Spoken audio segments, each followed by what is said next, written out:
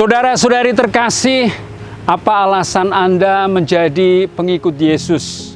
Mungkin ada yang mengatakan, saya ikut orang tua karena sudah kecil, sejak dari kecil saya dipermandikan dalam gereja Katolik. Mungkin juga ada yang mengatakan, saya malu karena keluarga saya banyak yang menjadi Katolik, masa saya tidak menjadi Katolik? Atau bahkan ada yang mengaitkan dengan fasilitas tertentu. Kalau saya menjadi Katolik, nanti gampang sekolah di sekolah Katolik, bisa mendapatkan pelayanan sakramen perkawinan secara Katolik, bahkan ketika meninggal nanti dimakamkan secara Katolik. Jawaban ini masih bisa diperpanjang.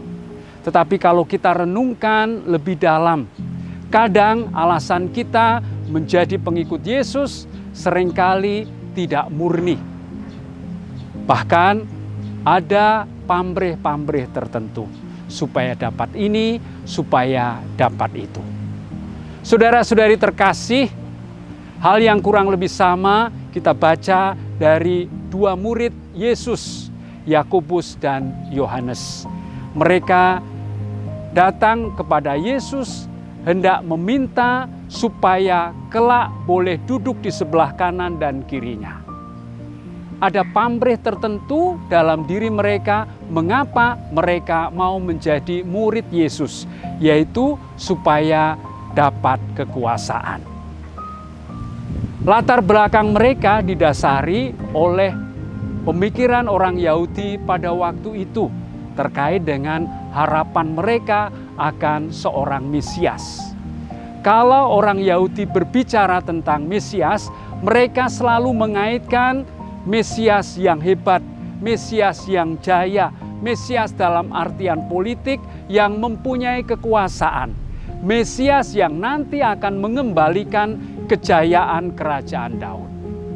Jadi karena para murid mengira Yesus adalah Mesias yang jaya, maka dua murid ini datang kepada Yesus supaya kelak boleh mencicipi sebagian dari kekuasaan Tuhan.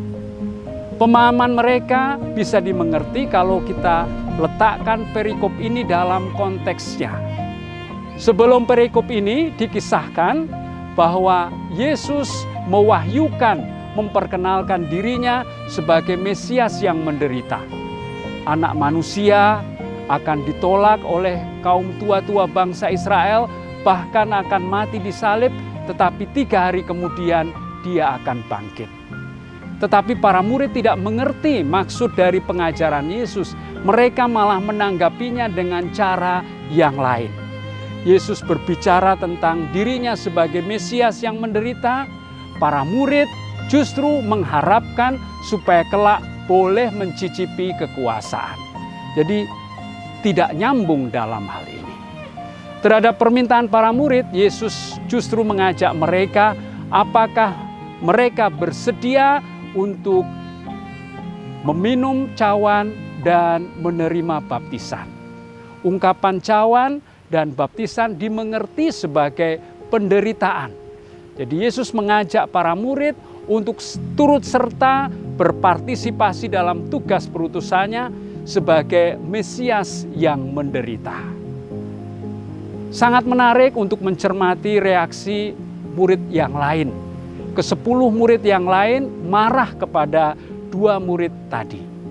Kemarahan mereka menunjukkan bahwa alasan mereka menjadi pengikut Yesus juga belum murni. Ada pamrih tertentu supaya mereka pun kelak mendapatkan kekuasaan. Pada kesempatan inilah Yesus mencoba memberikan pengajaran yang memurnikan motivasi mengapa mereka menjadi murid Yesus.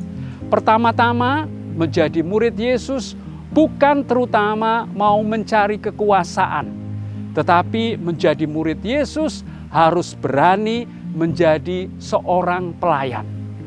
Kalau orang yang berkuasa, biasanya dia duduk di bagian atas, dia memerintahkan orang yang lain. Sementara pelayan itu berarti mengambil tempat yang paling rendah dan bersedia untuk melayani. Disinilah Tuhan mencoba memutarbalikkan nilai bahwa yang mau menjadi berkuasa, yang mau menjadi terdahulu, harus berani menjadi yang terkemudian dan menjadi pelayan bagi semua orang lain, seperti yang ditunjukkan oleh Yesus sendiri. Dia datang bukan untuk dilayani, melainkan untuk melayani.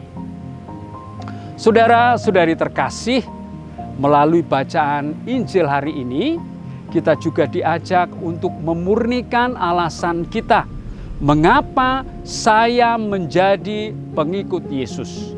Bukan terutama untuk mencari kekuasaan, bukan hanya sekedar ikut-ikutan, bukan terutama ada pamrih tertentu. Tetapi saya mau menjadi pengikut Yesus supaya saya siap untuk menjadi pelayan bagi Allah dan sesama. Selamat melayani untuk kita semua.